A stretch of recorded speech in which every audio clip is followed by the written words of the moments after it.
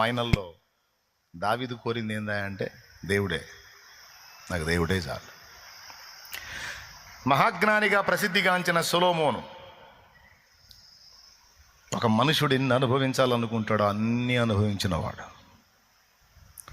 అలాంటి సొలొమోను ఫైనల్ ఏం చెప్పాడో తెలుసా? దేవుడు అనుగ్రహించిన వాటితో తృప్తి చెందటం, దేవుని యందు భయభక్తులు కలిగి బతకడం కంటే గొప్పది ఏది నాకు కనపడలేదు రబ్బాయి అన్నాడు. దేవుడే కేంద్ర బిందువు నాయన అని చెప్పాడు. ఇలా భక్తులందరూ కూడా రాజయోగుల్లాగా అన్ని అనుభవించారు అండ్ దేవుణ్ణి కూడా అనుభవించారు. రెండిట్లో వ్యత్యాసం తెలుసుకున్నారు. దేవుడే గ్రేట్ అన్నారు, దేవుడు చాలన్నారు. నేను మీకు చెప్పే సలహా ఏంటంటే, అంతా సరికైపోయిన తర్వాత వైరాగ్యంతో దేవుని మీద ఆనుకోవటం కాదు, కానీ బాల్య దినముల